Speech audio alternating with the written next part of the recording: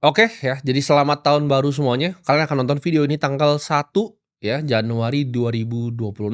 Jadi kita masih konsisten ya, ada di sini ya, di series Borong Bitcoin.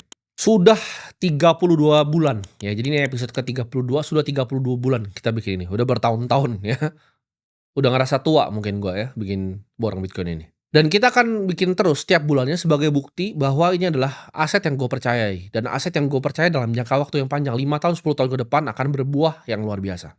2025 itu akan jadi tahun di mana kalian para holder Bitcoin tuh ngerasa bahwa aset kalian nggak bertumbuh secara signifikan. Tapi nggak apa-apa ya. Kalau kita lihat datanya, selama 5 tahun ya, lu nahan Bitcoin 4-5 tahun itu nggak ada yang pernah rugi ya. Nol kemungkinan lu rugi.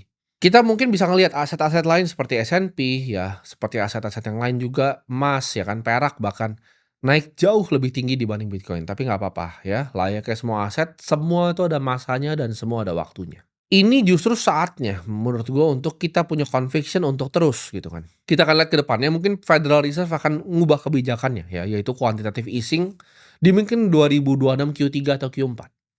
Dan di saat itu terjadi, ya Bitcoin pasti akan naik lagi.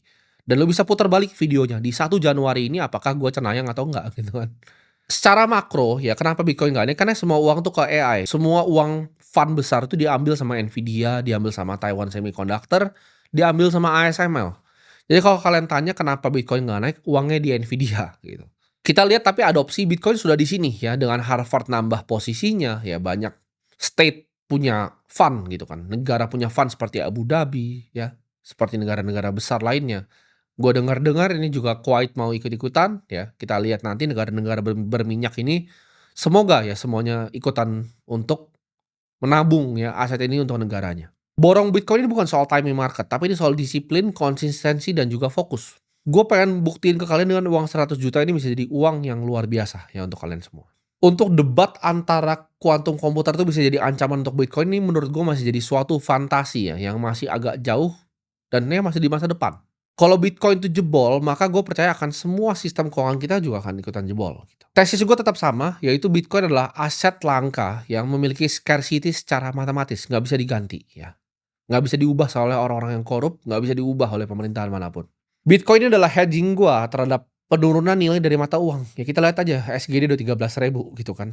Karena orang akan larikan energinya, itu uang itu adalah energi. Orang akan larikan energinya ke tempat yang penyimpanannya lebih optimal. Monetary policy terbaik di dunia. Ya gue gak usah tebak-tebak kayak tadi antara Federal Reserve tuh mau quantitative easing kapan gitu. Q3 kah, Q4 kah, 2026 atau awal 2027 gitu. Bitcoin gue tahu persis halvingnya setiap 4 tahun ya. Matematis, jelas, dan taktis. Dan ada juga